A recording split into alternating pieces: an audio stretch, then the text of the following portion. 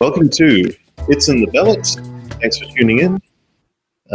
Today we are at the RANGITÍKEI Electorate, and we have two candidates with us today who are vying for the future of our country. But the only thing that stands in between them and being your local MP is your vote.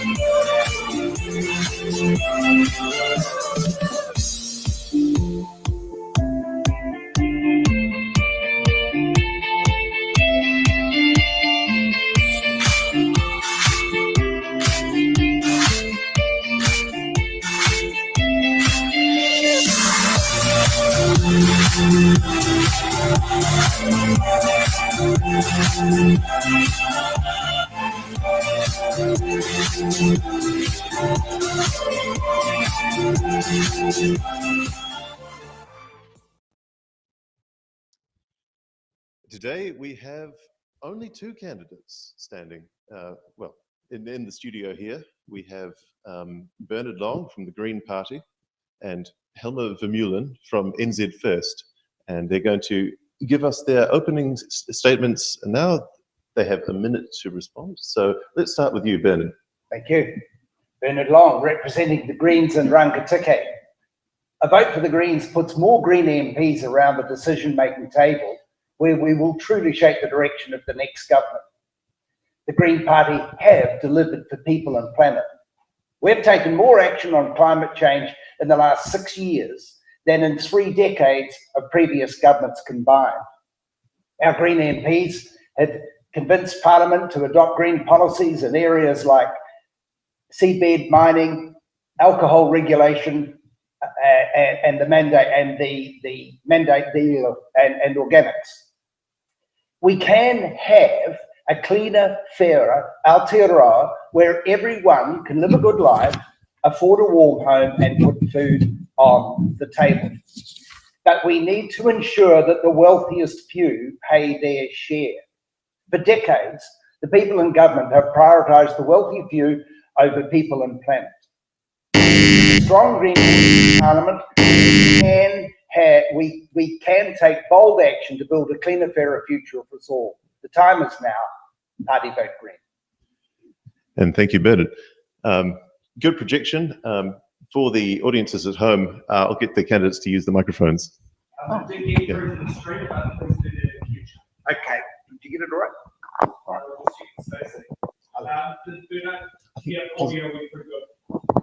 Excellent. And now over to you, Helma. Yeah, good afternoon. I'm Helma Vermeulen, and I'm very privileged to stand for New Zealand First for RANGITÍKEI. RANGITÍKEI is actually a very important electorate because it is the farming electorate, and as we know, that farming is the biggest income in New Zealand. Farmers are hobbled those days by RMA, by MP&S, by all sorts of regulations, and they rather would do their farm work than sitting behind the desk. And that's why I'm so stressing this time, especially that you think about your party vote New Zealand First. We have a great record what we done New Zealand First. We done under 14 years free doctor's fee. We have the gold card, and we have a very, very experienced leader. We coming in, this is not our first rodeo, and that's why we coming in experienced to do the work for you. I'm very strong in center politics. I believe that is the way of the future and the way forward. I really encourage you, party vote New Zealand First. Thank you. And now we're going to learn a little bit about the electorate itself.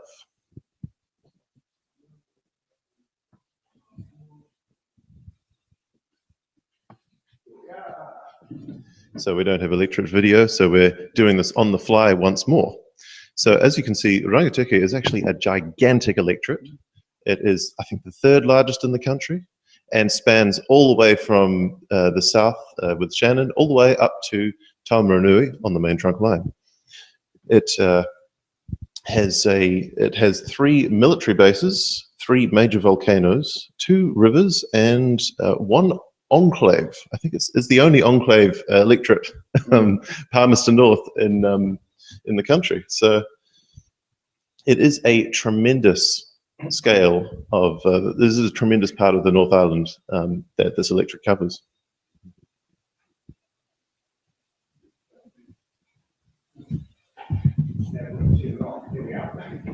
Excellent. Now we have some questions that we may think that you might be wondering after the show is over. Which politicians will keep pandering to poor quality employers whose actions are the reason that they cannot recruit staff but aren't willing to change and want special treatment to keep behaving in such a poor manner? Why do those opposed to co-governance always keep talking about 2 tables in the room with Māori and non-Māori having their backs to each other? And will job seekers be sanctioned with a 13-week stand-down for refusing to take unsuitable jobs, such as hire a hitman after the election? Now we come to the section of the show where we would have a local host asking the questions from these boxes. However, we weren't able to get one, so it's going to be me. We have a series of 28 questions here, all viewer submitted. Some are thought-provoking, many are very loaded. So, all part of a politician's work. So, each candidate has a minute to answer each one. So, yes, I will. Yep. And so I will give it to Helma to pick the first one. Number 9.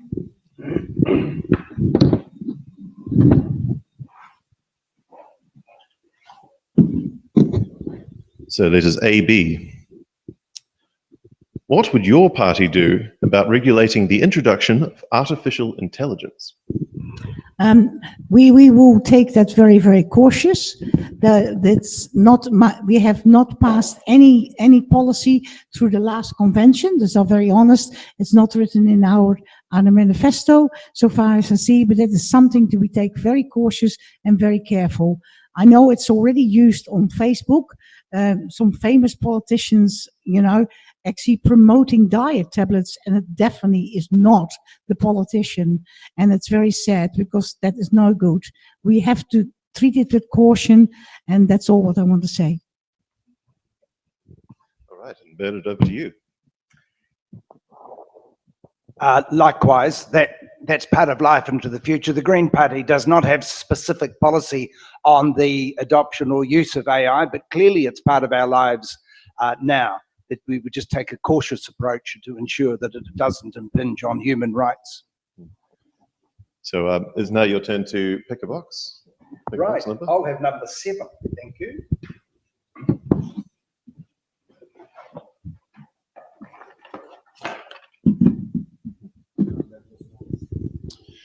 W. John F. Kennedy quote, ask not what your country can do for you, ask what you can do for your country. Do you agree with that quote? Very much.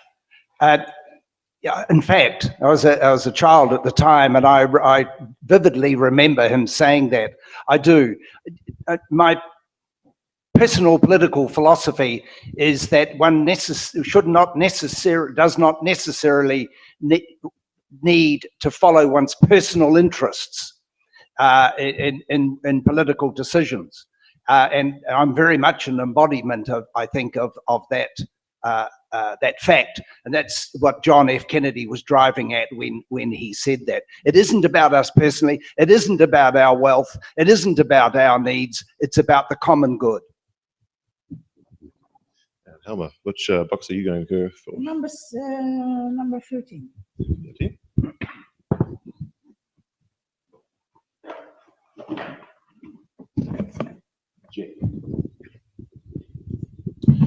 If you had been an elected MP at the time of the protests at Parliament in regard to the mandates, would you have gone onto the grounds of Parliament to listen and acknowledge the concerns of the people? Absolutely, absolutely. I would definitely go to the protest and see what their concerns was. So did my leader. He was at the protest, and definitely I would have gone with him. At the time, I didn't have the opportunity to do so because I run several volunteer organizations, and most of my volunteers were at the protest. Because I actually was very busy at my hometown Wanganui to keep those volunteer organizations afloat. But I definitely would have been there if I was a member of Parliament, because I believe in democracy, and I believe that those people they should be heard. And to understand also, not all where they are anti-vax, there were also many were anti-mandate from all walks of life. And they feel very, very unsupported. And I know from some people still have post-traumatic syndrome for what happened at the protest. Well, thank you. Have we explained the button and defer cards? These ones here. Have we explained the Yes. excellent. Yeah, burn off the button. Excellent, fantastic. Yeah. All right. So for the audience at home, the candidates have 2 butt-in and 1 defer card, so that they can, if they so choose, add their own input to a particular question, or if they'd rather hand it to another candidate, they can do so. Just keeps things more civil. Okay, which number would you like? 16, thank you.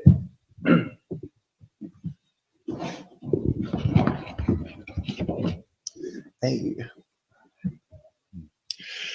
Will your party review the relationships and sexuality education in primary schools? We don't have an answer to that. Let me find it.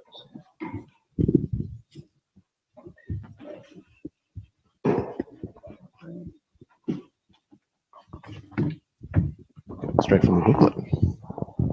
The Green Party will support Rainbow and Takatapui people to live with dignity, equality and respect.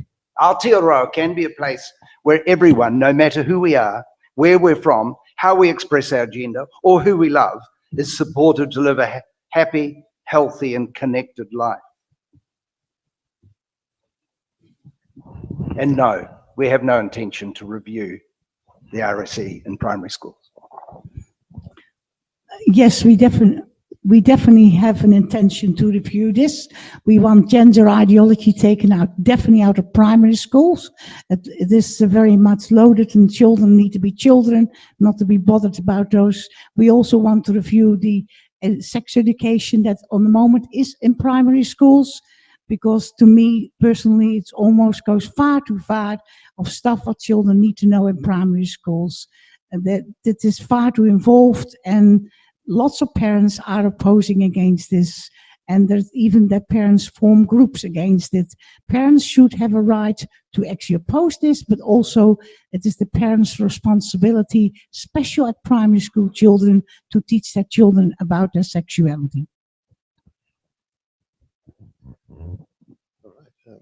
So, Helma, you get the next question. Next question, number 1.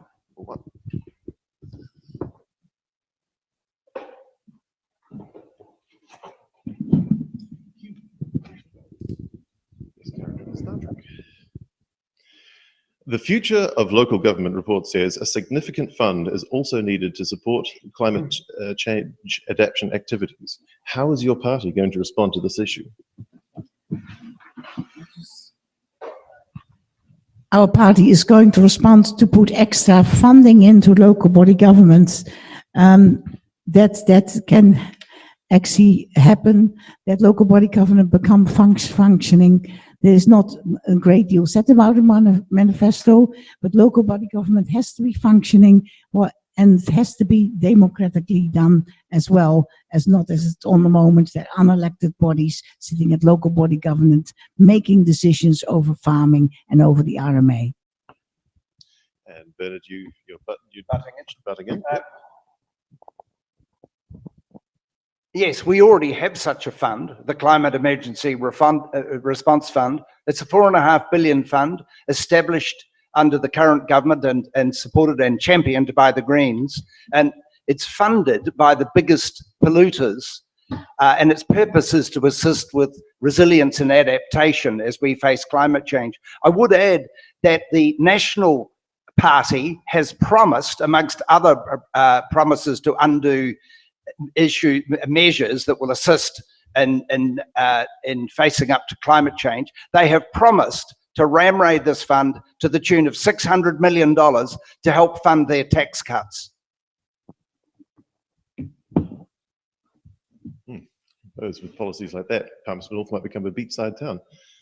All right, so Bernard, I think it's your turn.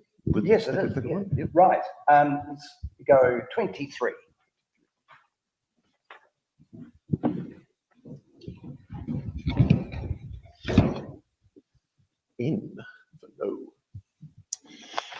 Health workers who work for Te Whatuora are still required to be vaccinated against COVID. If elected, will you change the law to remove this mandate? No, and it is somewhat more complex than that. In fact, health workers are mandated or required to be vaccinated against a variety of illnesses, amongst which hepatitis, polio, meningitis. So singling out COVID as one requirement ignores the mandates that are already in place for these people. And the reason, or these staff, the reason is that we need to keep our staff and our vulnerable patients safe. There is, however, some lack of clarity on boosters as to whether they're required, and it would appear that they're not. But fundamentally, this is down to the individual employer. I may be employed to drive a truck. I need a license, mandated to have a license. I may need to turn in a drug test if I'm a forestry worker to prove that I'm clean. So we have mandates all over the place. If they feel that vaccinations are not something that they should be doing, then perhaps they shouldn't be in the health sector. We are definitely taking the mandates of health workers and prison officers and police staff and doctors. Take the mandates off, get those people back working in the healthcare and in the prisons, because we are lacking of workers there. The thing is, it becomes a little bit very hypocritical. I have one volunteer who is a registered nurse who is mandated out from her registered nurse job, but the hospital wants her back as a caregiver. Who has now more contact with the patients, the nurse or the caregiver? I know by experience the caregiver, that if there was a problem with the carry-on disease, it doesn't make any sense. There's no common sense. Get those people back working. Don't make them lepers in society. Yes, there are such things that people can be tested if there came some kind of pandemic, but we cannot have them treated like second-class citizens. Okay, and you pick the next box. Number 10.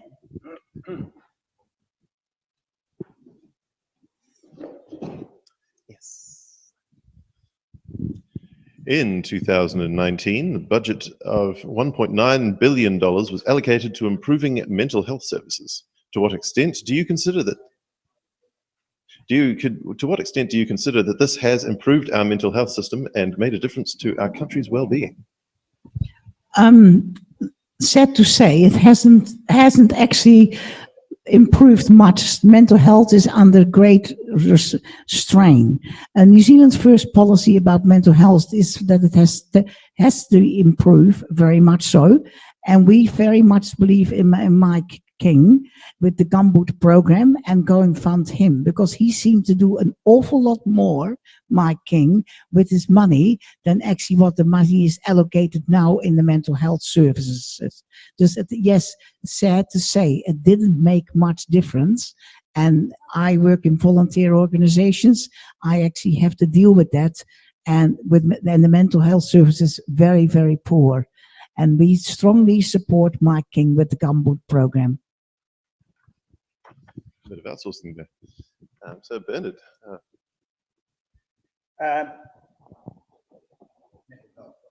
oh no, so we're Oh, my next, choice. next question. I Yes. don't need to comment on that. 12. The best number. T.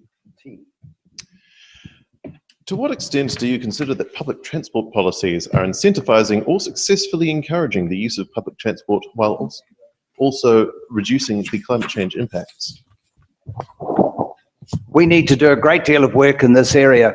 We've had success over the last term in the not the establishment, but the strengthening of the capital connection, one of only 2 passenger rail networks still left in the country. So that's good and secure, but that needs to be extended so that we can bring passenger rail to Fielding, to Martin, and potentially beyond, and also have regional passenger rail between Palmerston or Hamilton rather, and Palmerston North. The good also, we have sign-off for the new hybrid electric trains, which will run up to Masterton from Wellington and also up to Palmerston North, with the potential to run beyond there, as I mentioned. So that's good, but we need to do a lot more in this space. The Green Party has policy to bring in light rail in Wellington, Christchurch and Auckland, and expand regional passenger rail so that we can decarbonise, we can provide transport which is safe and cost-friendly to our region. Number 21. 21.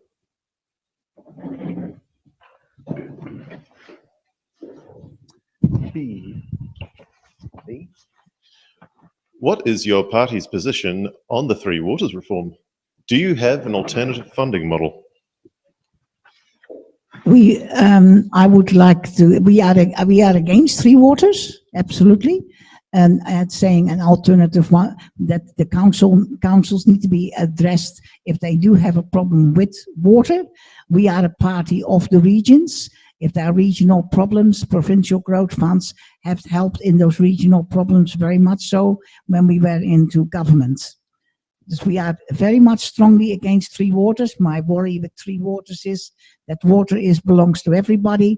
Once you have an unelected body controlling our water, and then this can become a business, and it can become to an asset sales.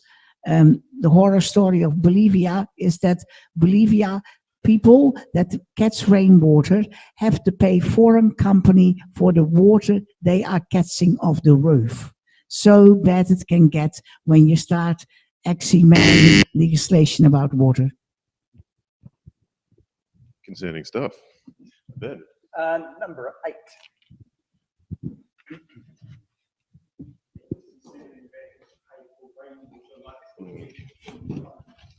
Yeah. Yeah, in the States as well, yeah. People trying Shocking. Z. Z. What MP in the current parliament, not a party leader, do you most admire and why? Tiano.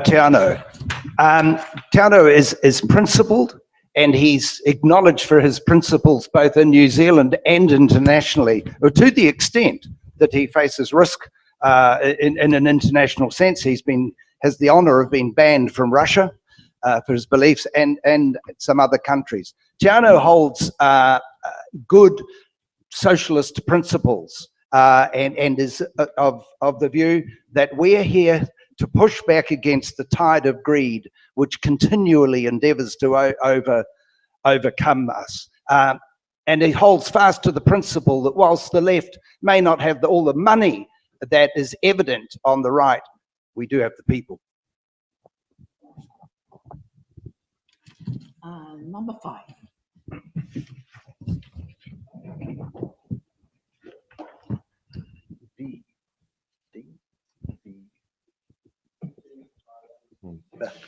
Rest homes are losing registered nurses, RNs, to Te Whatu Ora as they are unable to match the pay packages.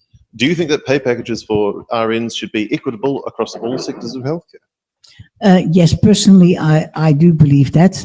There is not a specific policy on this in New Zealand First, but my personal view will be yes. I have worked as a diversional therapist in the rest homes, and those nurses do just as good job, and they have probably more responsibility than the nurses actually in the hospital. 15.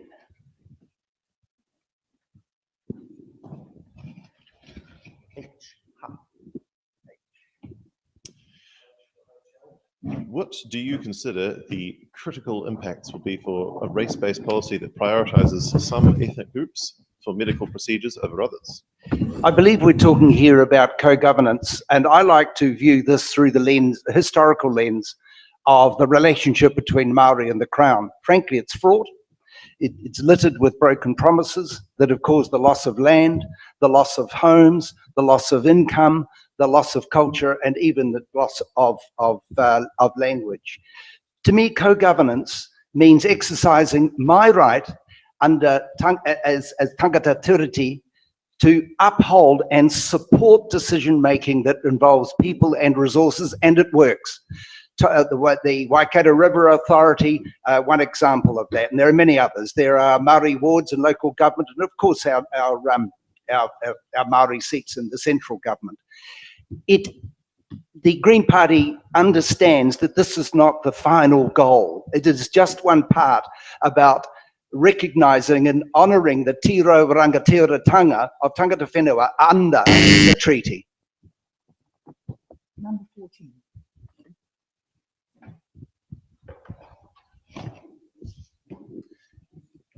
D. In your opinion, should councils be forced by the Ministry of Health to fluoridate their community's water supplies? We have no policy on it, but that too far I know. But one thing I know that should be an issue for local body councils actually to keep a referendum, because some people have very, very, very strong views on that. And it is also, it is a person, you know, your bodily autonomy, that you got the right to know what you take into your body. If it's in the water, then you have a problem. Just myself, on those sort of issues that change actually the fabric of society. And that is the New Zealand First has a policy of having a binding referendum, binding citizen initiated referendum, that people can have their own view on those things and make their own vote. Number 3.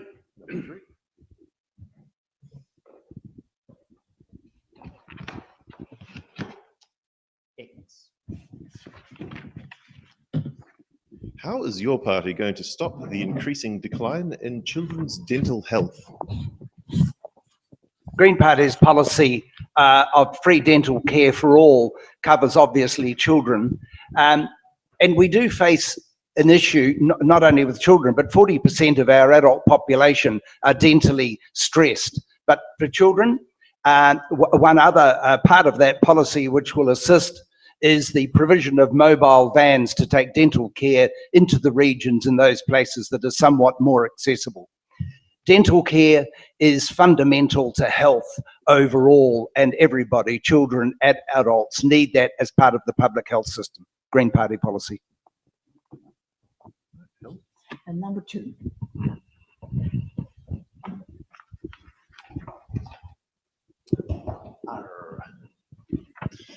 In your opinion, should the mainstream media be funded by taxpayers and therefore owned by the state? No, absolutely not. That is a very Marxist policy.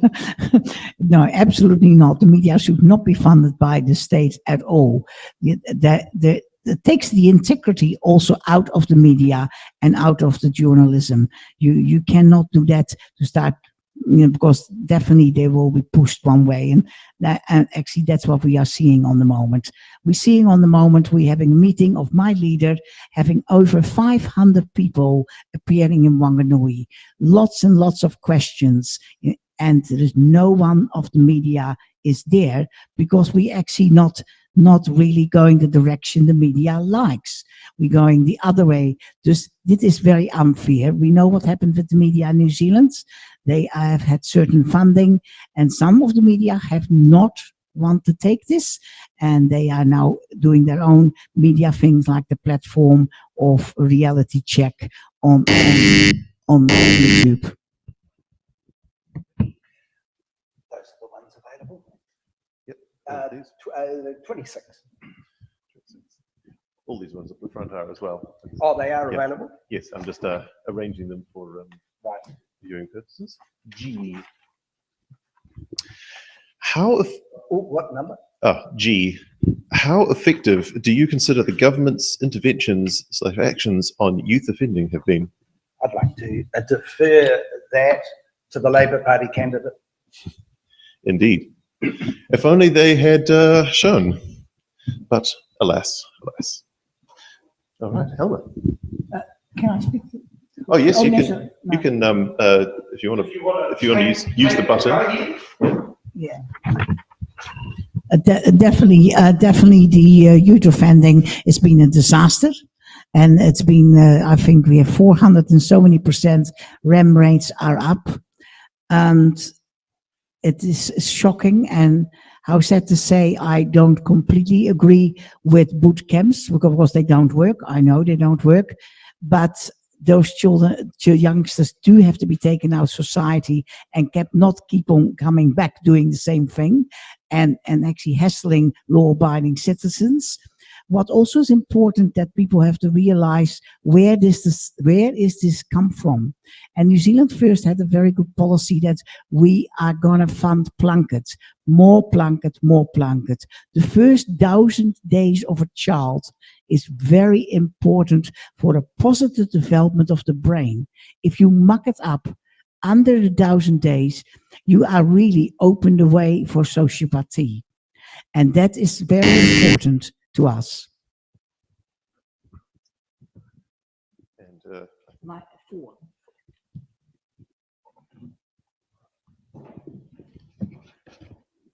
AA. The statement, oppositions do not win elections, government lose them. Do you agree with the statement? Oppositions do not win elections, governments lose them. I defer this. All right. I'm happy to have a go at that. Oh yeah, there you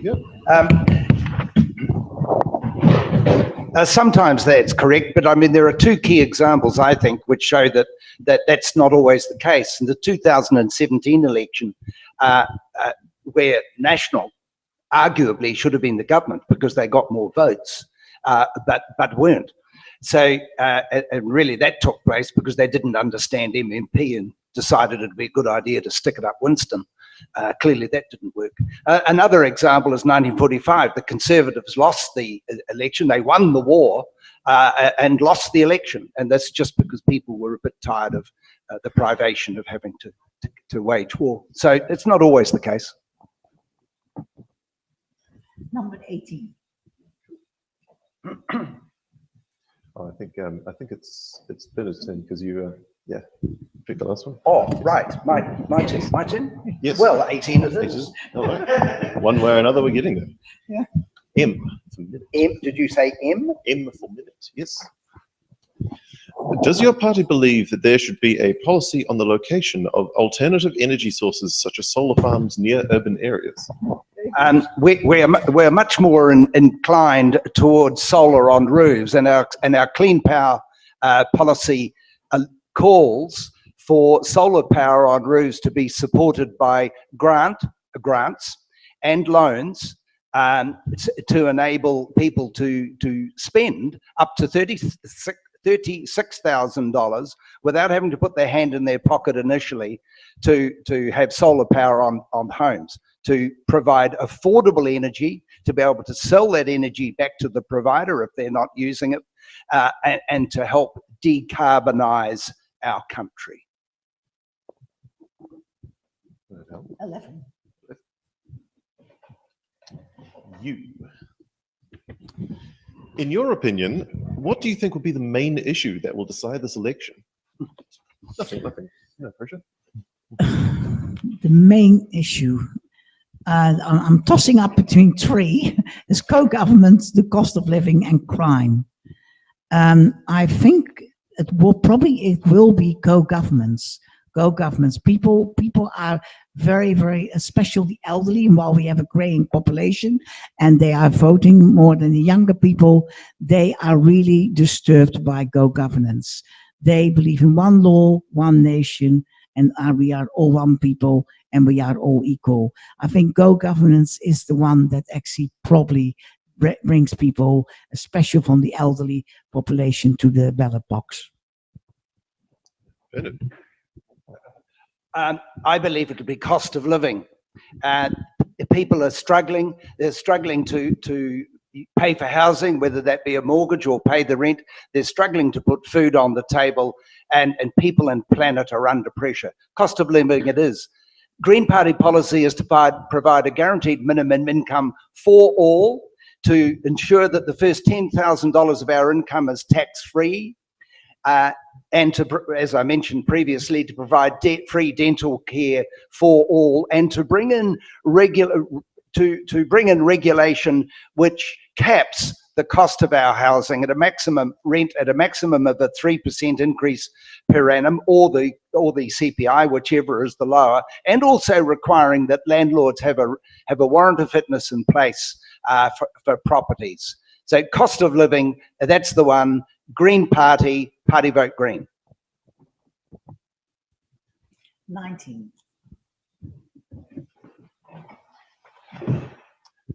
P. Even though our state highways are managed by Waka Kotahi, New Zealand Transport Agency, should district councils and residents have the final say on the speed limits that they have imposed?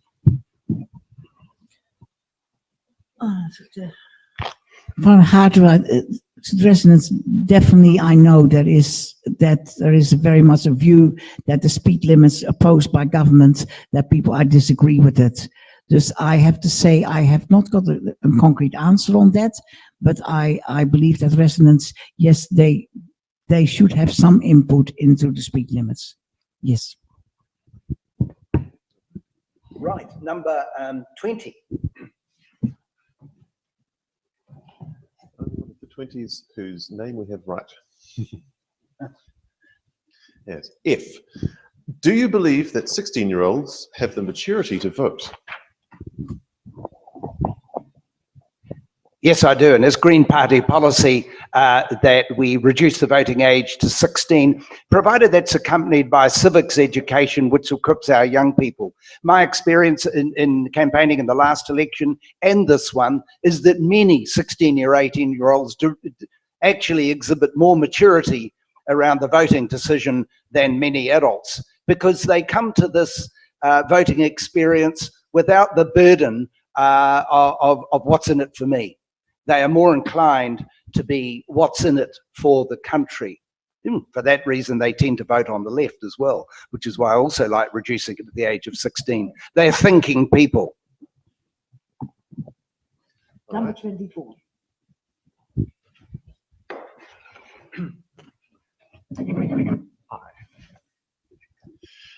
Property investors often outbid first home buyers at house auctions. How would you encourage these investors to switch to more productive investments? I definitely would switch to more productive investment than playing Monopoly with our housing stock. I'm very, very strong on this issue. New Zealand First, when they were in government, have outlawed foreign investors playing Monopoly with our housing stock. And we don't want to see it back, because we're having a housing crisis. I actually believe that the housing crisis probably has to do 80% with foreign investors coming here to buy our housing stock, and then it started snowballing. A lot of landlords put their housing then on the market because they could get a good price, and we lost a lot of rental stock. No, absolutely not. If you want to buy a house and you want to own houses over here in New Zealand, you have to live and come and live here. You cannot start having a housing portfolio from Hong Kong or Singapore. No, thank you. Supplementary on that is, so would you change the recent changes to interest deductibility on mortgages for investors?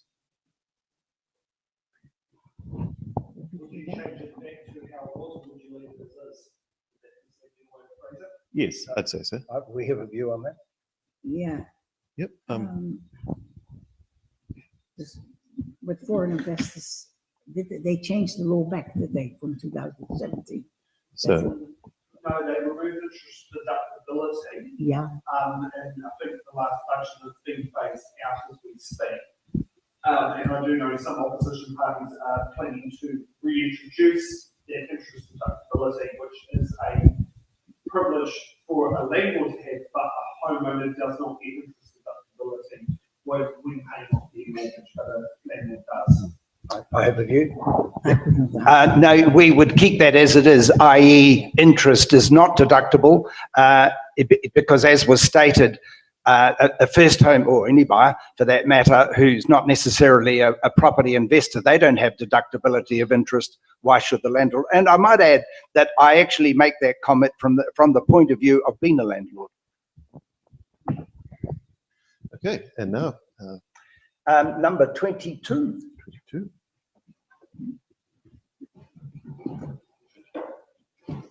Oh, breezing through these. L. Would your party advocate for introducing a sugar drinks tax to help combat obesity, dental decay, type 2 diabetes, heart disease, and other chronic medical conditions? Yes, we would. The junk food lobby is strong and persistent. The introduction of a sugar tax is supported by the New Zealand Medical Association, the UK, Mexico, France, Norway also have bans on, or not bans, but regulation of sugar.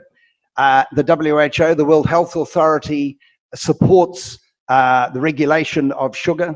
It's a serious problem in our society, and yes, very much we would support a tax on sugar. 27.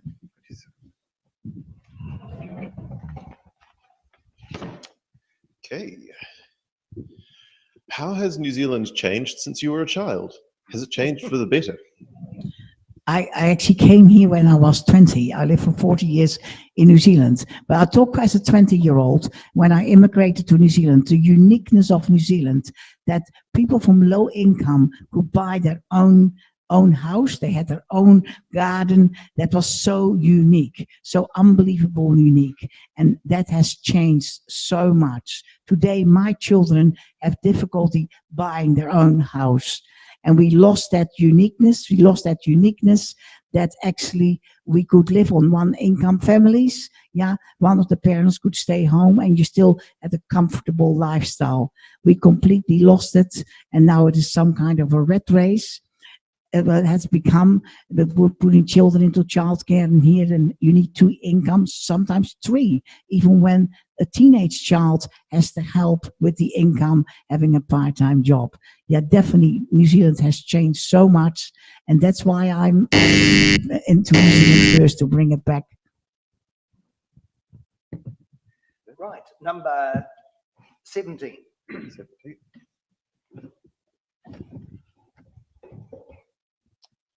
E.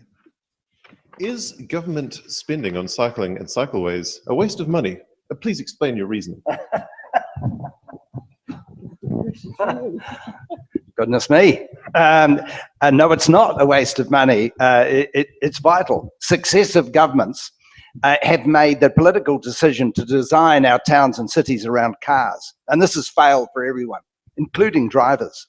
The evidence shows that when we build more roads, they fill up. People are forced to drive more often and for longer in the same congestion, and we'll end up with more urban sprawl. It's expensive, and we know it doesn't work.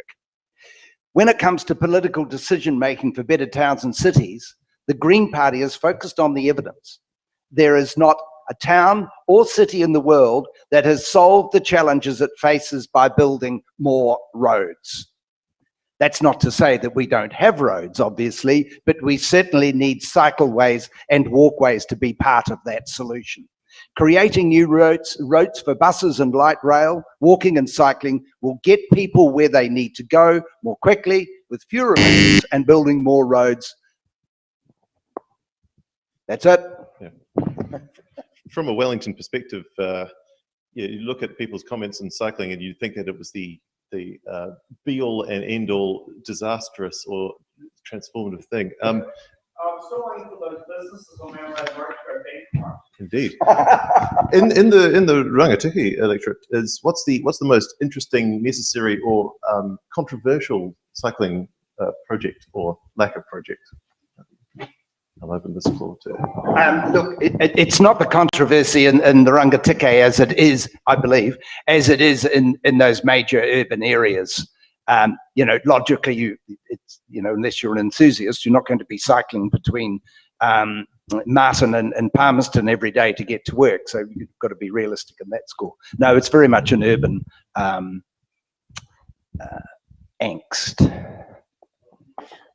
Attending the meetings of passenger railway into Rangitīkei, there was this issue about cycling, about tourist cycling around Oakuni. That was an issue, you know, that they want to actually have rails that they can drive from Wellington. One day they could go to Oakuni early in the morning with their bikes and put their bikes on, you know, on the train and then cycle around Oakuni. Dus yeah, there is a small issue in Rangitīkei that could be improved for tourism with bikes because of, you know, around the mountain and around Oakuni. Good point. All right. I think I've lost count. Me, I think it's me. That's right. Six.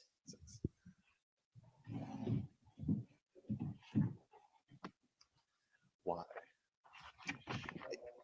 In your opinion, what are the 3 most important issues that New Zealand is facing?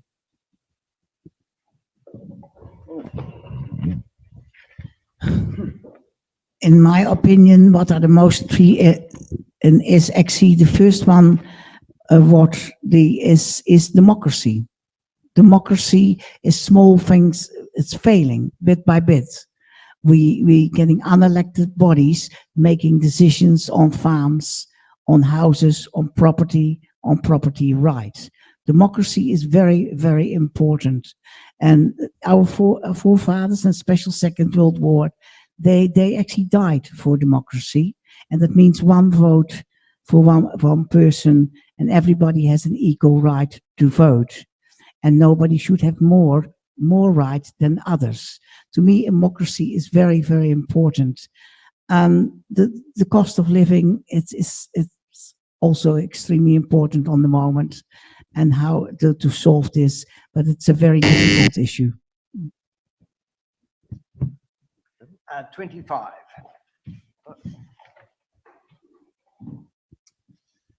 C. The Future of Local Government report says the current local government funding and finance system is already under pressure and is not sustainable. How is your party going to respond to this issue?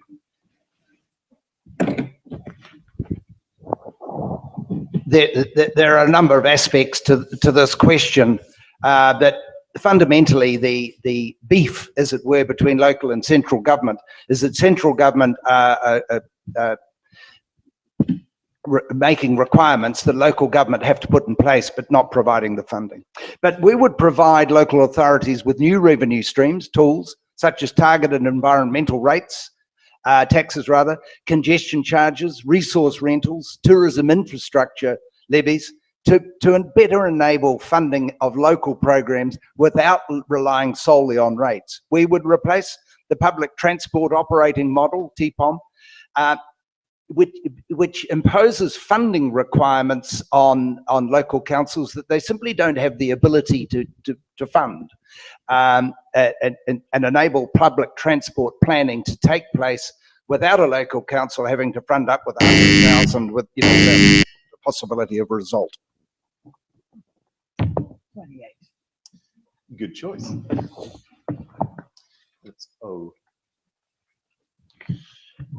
What is your party's position on Resource Management Act reform?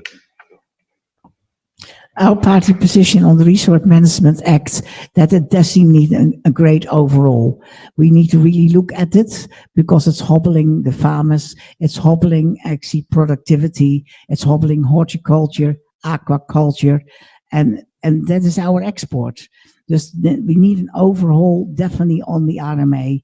It's not working how it's supposed to be. We are very strong and we believe in an export-led economy. We are in a physical hole on the moment. We need more export to get out of this physical hole, not 100,000 immigrants. You don't use immigration as a sugarhead to the economy. That is not going to work. We need more export, and we have a great future in aquaculture, more products, more horticulture, and the RMA is not helping the way how it is. Too much red tape, too much to actually to deal with for people to get businesses started. All right. So we've had some good answers from our candidates so far, and grateful that they were able to show up. Does make you wonder what else might have been said if people had bothered to join. We will have a quick break now, and after that we shall be asking some hard-hitting questions. So see you then.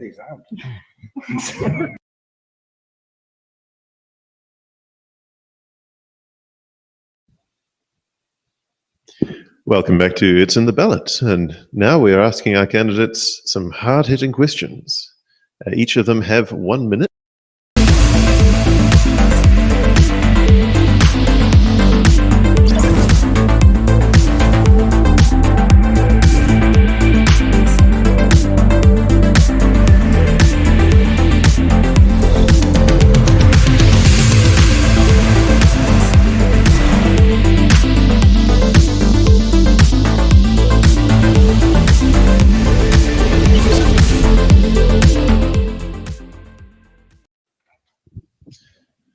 Right, I forgot about the credits there. So for hard-hitting questions, each candidate has to answer the question, and they have 1 minute each. So we have the first one, which will be, the farming sector is being negatively impacted by over-regulation. What will your party do for the farming sector to assist them to deliver positive environmental outcomes without adding to more regulation? So who would like to take this? I can take it. All right, Helma. We had actually very few policies on this. We will enable the domestic testing of ryegrass for methane reduction. Dedicate funding for riparian planting and fences. Investigate the visibility of New Zealand native tree seeds bank. The greater use of native tree sanctuaries. New Zealand First will continue with the 1 billion trees program with the right tree at the right place and the right time vision.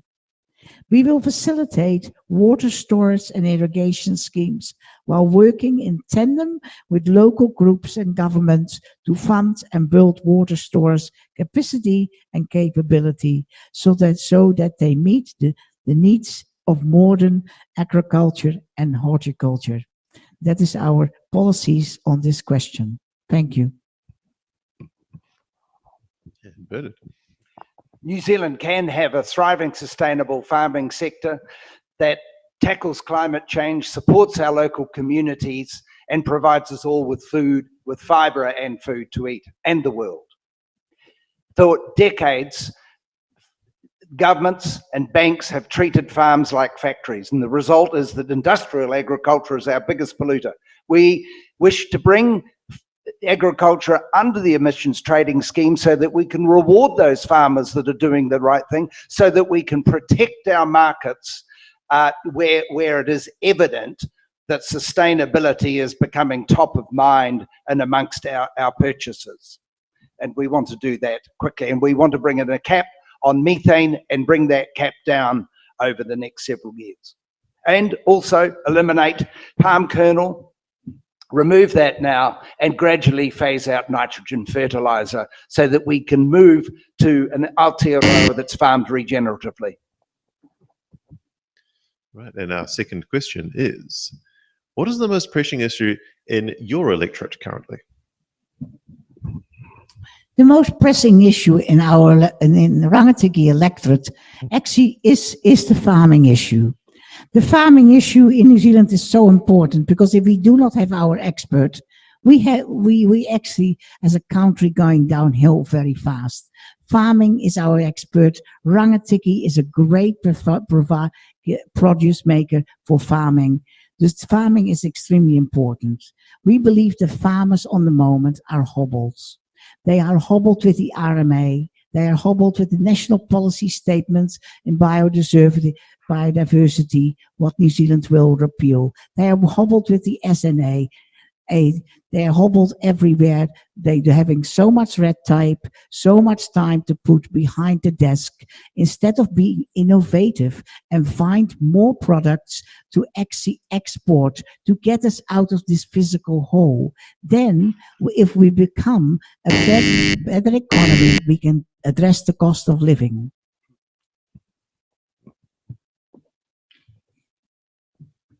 And Bernard. I'm hearing from the constituents, hundreds of constituents that I talk to every week, that is cost of living that is the concern. The Green Party's plan to end poverty, but with a guaranteed minimum income, allow dental care to be free, to have the first $10,000 worth of income tax free, and to reform housing such that rent is capped, will assist with the cost of living crisis that we're in. And all of this will be funded by a fairer tax system where the wealthiest few pay their fair share. Excellent. And since we're making such good time, we're going to have a couple of quick fire questions. Here we go. Yeah.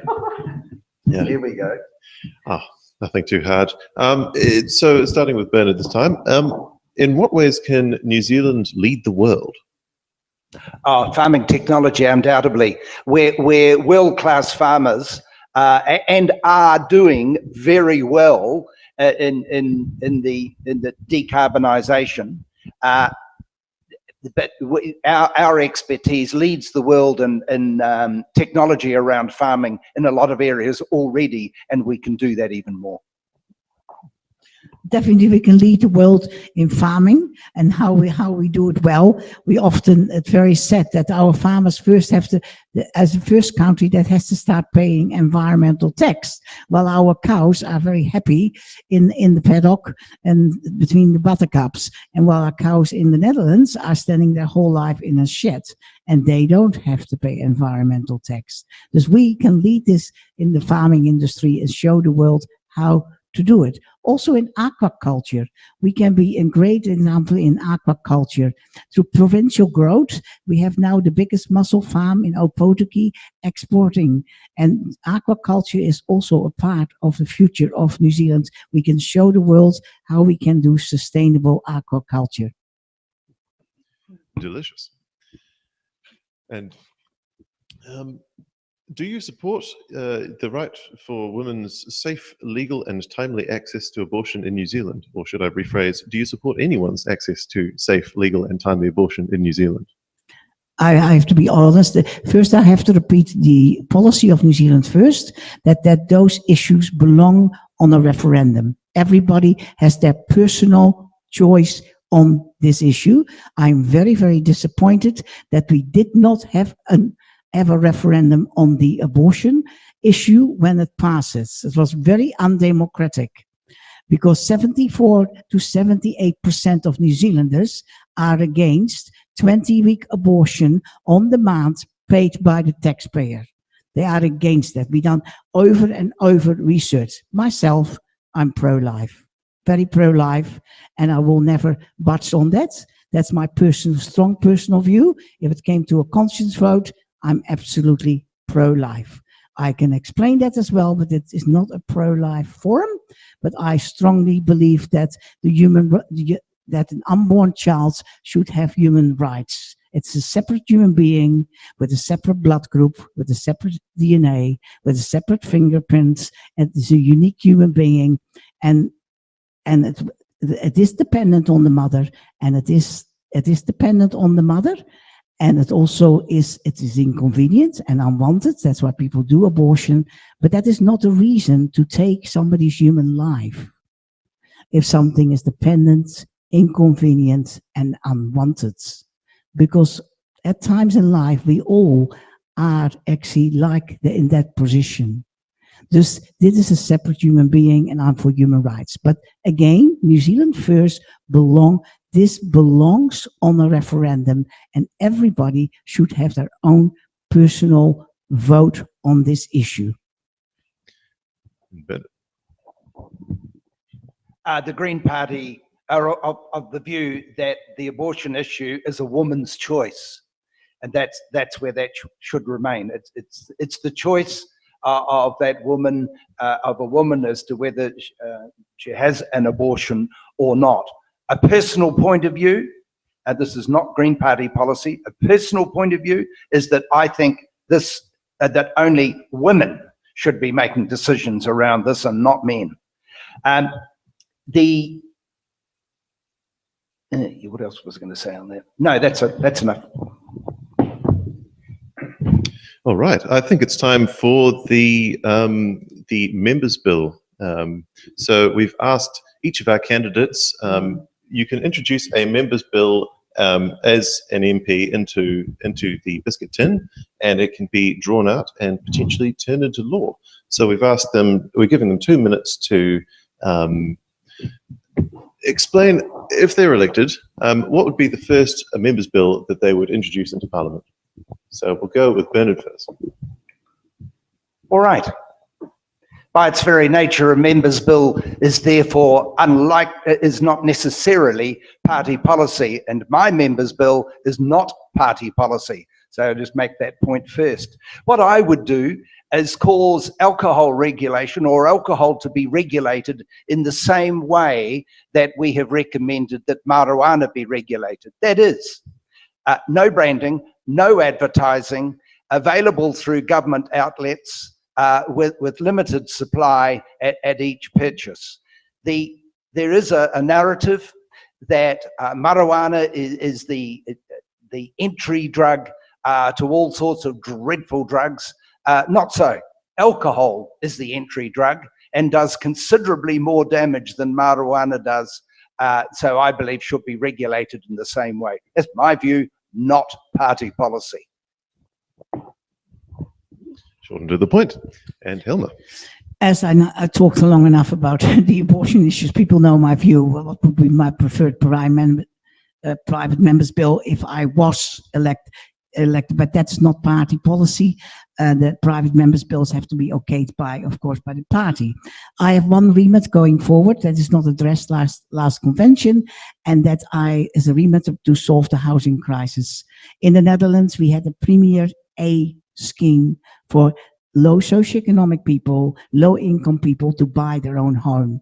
It was in the 1970s when a very left-wing MP, Prime Minister, De Nijl, brought that in. It was extremely successful. It solved the housing crisis. Then they stopped it because there were enough homes, and people, then now they want a very right-wing government, want to start this again. And that actually, to me, means that this is a very, very good policy. Premier A scheme to have a house. It is a scheme that has to be quite difficult, but you actually buying a house with a Premier, you cannot resell it for 7 or 8 years. There is a little bit of a stick behind the door that you pay your payments, and after 6 or 7 years, you can buy in the free market and in the free sector, free sector, and a new Premier A couple can buy that house of yours, and it really solved the housing crisis. If we can really whole Parliament put their weight behind it, we actually can solve the housing crisis, and we can bring to young people the hope to own their own home again back to New Zealand. All right, now we're going to closing statements, and each candidate has a minute to conclude sort of what they've told us today. And so we'll go Helma first. And this election is a very important election, and it is very important that you think how you actually place your party vote. The first thing, we are known by all the polls, we are going towards the right, and some of the extreme right actually gives me a little bit of a goose pimples what they are planning to do. and to have yourself some insurance that we are compassionate party, we are a center party, not an extreme right party. And if all those people that are worried, so worried that it's going to the right, party vote New Zealand first. Party vote, let's take our country back. Party vote New Zealand first, because we have a far more common sense, balanced government that cares for the majority of New Zealanders, that doesn't only care for those that do very well, but also care for those that need a hand up, not a hand. And Bernard.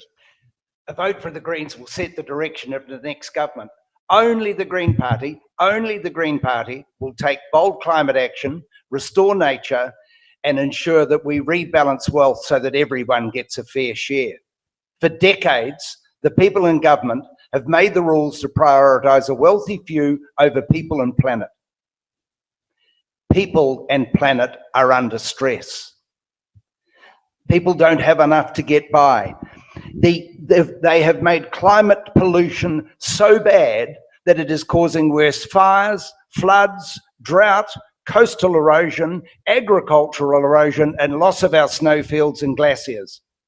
People and planet are under pressure. With a strong Green voice in Parliament and government, we have made progress towards an Aotearoa defined by its climate leadership, its fairness and equality. But change is too slow. We need a government that will build a cleaner, fairer future for us all. The time is now. Party vote Green. Well, thank you. I'd say a good performance from both of the candidates. And so now we're going to wrap up now. I'd like to thank Bernard and Helma for joining us. I'd like to, thank the team who's this is our first show on the road. So yeah, there's been a bit of a scramble to get here at daylight savings, but we're here. And I'd like to thank you at home for watching, not only live, but also everyone who tunes in afterwards, because yeah, it's very important that everyone's voices are heard. So at 7 o'clock, we are going to be upstairs, same building, different floor, with the Palmerston North Electorate. And yes, see you then. Thank you. Thank